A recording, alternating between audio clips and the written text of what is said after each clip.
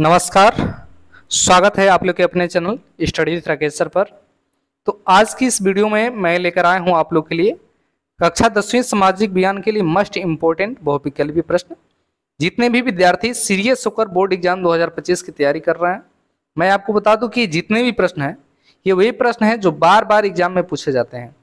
यदि इस सीरीज को आप सीरियल वाइज फॉलो कर लेते हैं, इसमें टॉप 500 क्वेश्चन मैं कराऊंगा।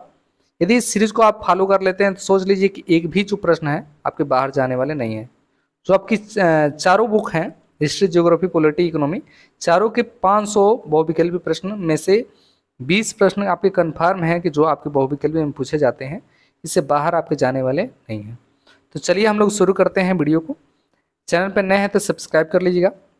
वीडियो यदि पसंद आता है तो लाइक जरूर करिएगा। कमेंट करके आप जरूर बताइए वीडियो आपको कैसा लगा। चलिए चलते हैं, शुरू करते हैं आज का पहला प्रश्न। पहला प्रश्न आप लोग के स्क्रीन के सामने दिखाई दे रहा कि निम्नलिखित में से कौन सा आंदोलन महात्मा गांधी ने नहीं चलाया था। याद रखिए, कह रहा है कि निम्नलिखित में से कौन सा आंदोलन महात्मा गांधी के द्वारा चलाया नहीं गया था। पहला है सहयोग आंदोलन, सविनय अवज्ञा आंदोलन, चंपारण आंदोलन और खिलाफत आंदोलन। याद रखिए, खिलाफत आंदोलन जो है महात्मा गांधी के द्वारा चलाया नहीं गया था। बाकी तीनों जो आंदोलन है ये महात्मा गांधी के द्वारा चलाया गया था। भारत में राष्ट्रवाद के उदय का ये प्रश्न है। मैं जितना भी प्रश्न लिया हूँ टोटल बुक से लिया हूँ, ठीक है ना। तो इसको ध्यान से देखिएगा और इसको नोट डाउन कहीं करते रहिएगा। चलिए चलते हैं दूसरे प्रश्न पे। दूसरा प्रश्न है कि 1789 ईस्वी में फ्रांस में राष्ट्रवाद की प्रथम अभिव्यक्ति का परिणाम क्या हुआ। 1789 ईस्वी में फ्रांस में राष्ट्रवाद की प्रथम अभिव्यक्ति का परिणाम क्या हुआ। तो ये इसके परिणाम से ही फ्रांस की क्रांति हुई थी। याद रखिए, 1789 ईस्वी में ही क्या हुई थी, फ्रांसीसी क्रांति हुई थी। चलिए आगे चलते हैं।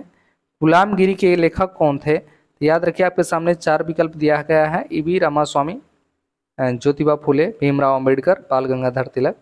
तो गुलामगिरी के लेखक कौन थे, ये थे आपके Jyotiba Phule. Option number B जो होगा आपका राइट उत्तर हो जाएगा।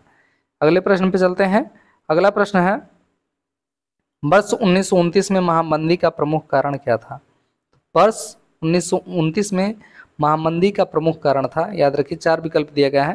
कृषि क्षेत्र में अति उत्पादन, कृषि क्षेत्र में न्यून उत्पादन, बेरोजगारी या प्रमुख बैंकों का धराशायी होना। इसमें ऑप्शन नंबर डी जो होगा राइट उत्तर होगा। प्रमुख बैंकों का धराशायी होना वर्ष 1929 की आर्थिक महामंदी का प्रमुख कारण माना जाता है। याद रखिएगा इसको। चलिए चलते हैं अगले प्रश्न पे। अगला प्रश्न है कि वर्ष 1944 में अंतर्राष्ट्रीय मुद्रा कोष यानी IMF, याद रखिएगा, इंटरनेशनल मनी फंड की स्थापना कहाँ की गई थी।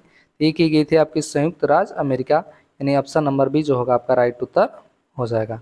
चलिए चलते हैं अगले प्रश्न पे। कह रहा है कि श्रीलंका में निम्नलिखित में से कौन सा समूह अल्पसंख्यक है। याद रखें, श्रीलंका में सबसे अल्पसंख्यक हैं ईसाई। याद रखें, सबसे ज़्यादा कौन है, ये है आपके सिंहली, उसके बाद तमिल, उसके बाद मुस्लिम, और सबसे कम कौन है, तो सबसे कम है आपके ईसाई। ऑप्शन नंबर सी जो होगा राइट उत्तर हो जाएगा।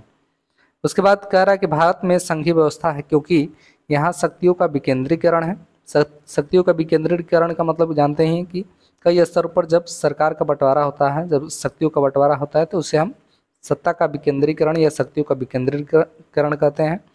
तो यहाँ शक्तियों का विकेंद्रीकरण है, इसलिए कहा जाता है कि भारत में एक संघीय व्यवस्था है। ऑप्शन नंबर ए जो होगा राइट उत्तर हो जाएगा। अगले प्रश्न पे चलते हैं। अगला प्रश्न है कि निम्नलिखित में से कौन सा एक संघीय राज्य नहीं है। याद रखिए, मणिपुर, हिमाचल प्रदेश, त्रिपुरा। दिल्ली जो है केंद्र शासित प्रदेश, आप लोग को मालूम है कि दिल्ली जो है यूटी में, यूनियन टेरिटरी में रखा जाता है। उसके बाद अगला प्रश्न पे चलते हैं। अगले प्रश्न पे, निम्नलिखित में से किस व्यवस्था के लिए राजनीतिक दल आवश्यक शर्त है। राजतंत्र के लिए कोई जरूरी नहीं है राजनीतिक दल का, तानाशाही के लिए भी जरूरी नहीं है, लेकिन लोकतंत्र के लिए जो है, याद रखिए, राजनीतिक दल का होना एकदम अत्यंत आवश्यक है। लोकतंत्र जिसे प्रजातंत्र भी कहा जाता है। चलिए चलते हैं। यदि वीडियो यहाँ तक देखते हुए आ गए हैं तो बहुत बहुत आप लोग को धन्यवाद। कमेंट करके जरूर बताइएगा IMF का जो मुख्यालय है वो कहाँ स्थित है, ठीक है ना। अंतर्राष्ट्रीय मुद्रा कोष का मुख्यालय कहाँ स्थित है, कमेंट करके आप जरूर बताइएगा।